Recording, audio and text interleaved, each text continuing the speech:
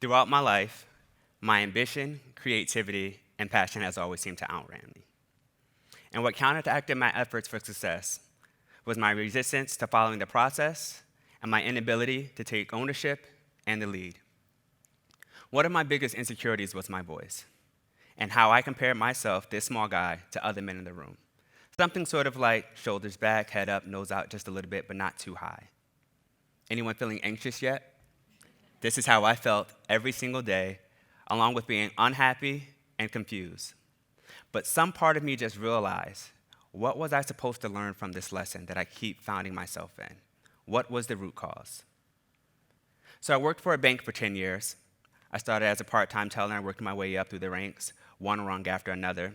And initially when I started, the fire was in me. And at some point, it fizzled. Happens. But I just started to get this increasing pain in me where I just felt unfulfilled in what I was doing. And I didn't like it. And it could be something considered to be, I guess, a career flatline, where you just no longer liked where you work at, but you tolerated it. It was income. So I became very frustrated and I left that job. I ended up going full-time at my part-time job from a stock associate to a department lead. And that fire that I needed to get something done in me was back. I felt that I could achieve something that was far beyond me and experience new talents and be more of a creative in this environment than I was in my last position. But that only lasted for a few short weeks. I had a few associates who were more than happy to tell me how they really felt about me and my leadership skills. And this became another disappointment. So that fire that I once experienced inside of me has now turned into nausea. I went and I shared this instance with my mother, and she says, "Well, Matt, everybody can't be wrong. It's you."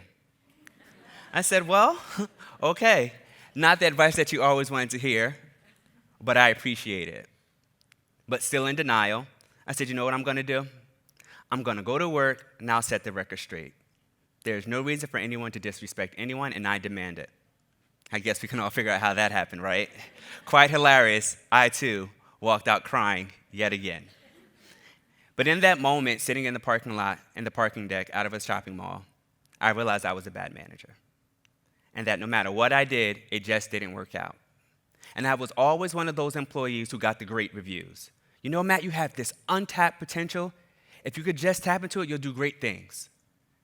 But I had a very hard time seeing who they saw in the mirror. And it wasn't my career that needed the wake-up call. It was me.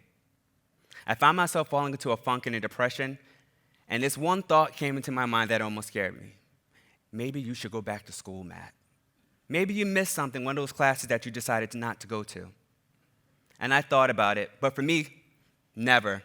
Classrooms gave me anxiety, the people walking in the hallways, the wind blowing outside, the writing on the board, it just wasn't for me. But in that instance, I realized something had to change. So about 2 in the morning, while watching one of my favorite shows on my days off, a commercial came on for a New Hampshire-based university online, with online programs. And I said, "You know what? This commercial I've always seen, but this time, the bus going past the sunset was different. It made me feel like I need to make a different approach." And a different approach was no longer just pursuing a degree or a program that would get me money in my pocket, but would actually help me change the trajectory of my life. So I became so fed up with being unsatisfied and that I realized I need to change the direction, I signed up. So I was very meticulous with how I planned this next journey out. I stumbled across the major organizational leadership. I had no idea that was a thing. It was different than business and accounting and music or anything else I had tried in the past. My first term in January 2017, Organizational Behavior 101, and it was the gateway to career heaven. I was bragging about it at work, saying every manager in this place needs to take this class because we're all doing something wrong. And it even showed. My store manager said, "Matt, I don't know what you're doing, but it's working. I'm getting so many great reviews about you. And even your associates saying you potentially can be the next favorite manager in the building." That made me feel very good, because just in 8 weeks, I saw a turnaround in what was the worst thing about me, my leadership skills. So I said, "You know what? I'm going to ride this train out." I was checking my school email. I saw an email for a leadership conference. I have never been to one before, but I figured I need to go meet some people who are just like me. meet some people who are on this journey as well and have something to offer. So I went. And instantly, once I arrived, I immediately felt like I belonged. The atmosphere was contagious, and it was creative, and it was ambitious. Things that I looked out for. While at this event, I participated in whatever I could, just so I could have a few stories to share back home with my family. But I was dreading one specific event, networking. I didn't have business cards. I considered myself to be an introvert. I was more of the guy who stood in the corner of the room and watched, and I would only welcome conversation rather than initiate it. So as I tried to make my exit back to the Greyhound station, a staff member called me. She said, "Hey, where are you going?" I said, "No, I just wanted to decompress. I like to gather myself before I step back into the room, although I had no intentions on doing so." She says, "Absolutely not. What's wrong?" I said, "Oh, nothing." She says, "What's wrong?" I said, "I never networked before, and I'm scared." She says, "No, take your coat and your hat off. We're going back in there. I don't care if you don't have a business card. You still can't miss out on this opportunity." First person I met, the dean. Worst story ever. And he says, "Oh, give me your business card." And I was like, "Well, give me yours. I'll write my number on the back, and then I give it back and you give me a fresh one." It worked. And then I made my way all the way down to meet this one specific individual who just had such great things to say about me and being so courageous to take in this journey. And she said, "What's wrong? I noticed you had this look on your face." And I began to explain to her how my anxiety almost got the best of me sitting in the lobby. And one thing she said to me was, "Don't you ever tell yourself that you can't. The least you can do is try. And once you try, you can go ahead and figure out where you messed up at and then try again." And those words still ring true today.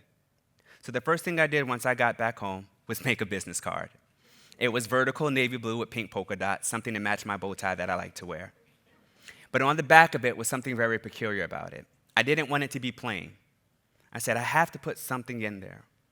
But there was something that I took away from that conference that I never really could seem to grasp. And it was be genuine, be tactful, be effective, be efficient. And what I began to realize is that in order for me to get to where I needed to be, I needed to accept the worst parts about me and make a change. So for a short time, it was smooth sailing. I was in school, I was learning so much, I was daring to be different. And within just 1 year of starting this new job, I was abruptly let go. Your services are no longer needed. And that moment, I felt lost and hurt, discouraged. I had nothing to hold on to except school. I had this vision in my mind of a business I wanted to start for when I finished my program, but it was in no position to provide for me at that time. So what did I do? These are the moments that really define who you are and how successful you'll be.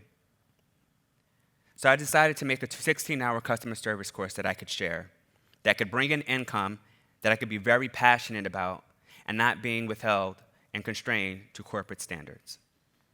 So once I completed it, I went back to the leadership conference next year and took it on a test drive, and they absolutely loved it. Raves and reviews, everybody liked it. I came back home and said, I'll do another one. I'll hold my own leadership conference, so this way I can generate at least a customer base. Reserved a room for 70, and only 7 showed up. As depressing and daunting as it was, this was yet another defining moment. What are you going to do, Matt? Are you going to just cancel it or keep going? I decided to keep going. But one thing I began to realize was that a part of the process for me was to become a consultant, a mentor, a public speaker, and an entrepreneur.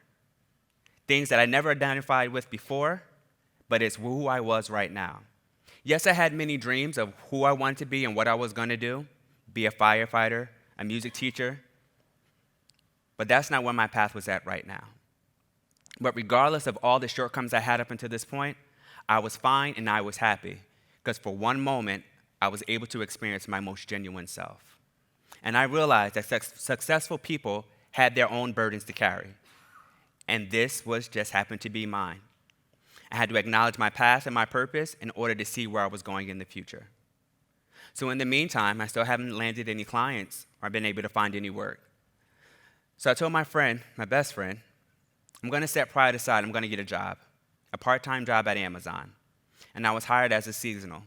So at nights, I sorted boxes, and during the day, I was the manny.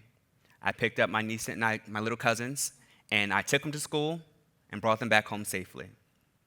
But one strange thing happened 2 weeks after I started the gig. My car was repossessed.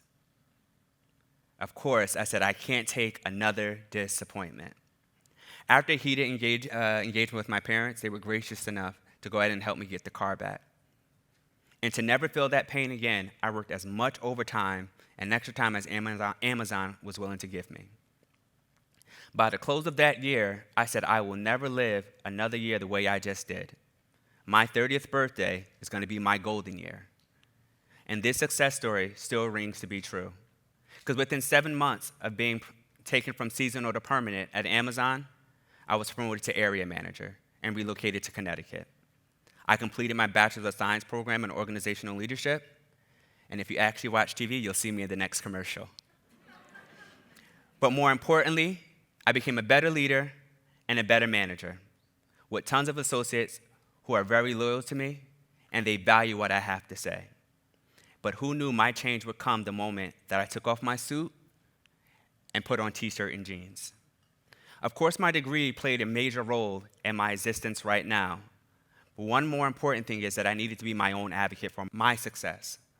I chose to embrace me and gain so much more than I asked for. So my advice to you today is, after 2 long years, it was totally worth it. I had to remember to be genuine, be tactful, be effective, and be efficient. Embrace myself, own my path, acknowledge the gaps of where I saw myself at, and be the active change I want to see in my own life. Thank you.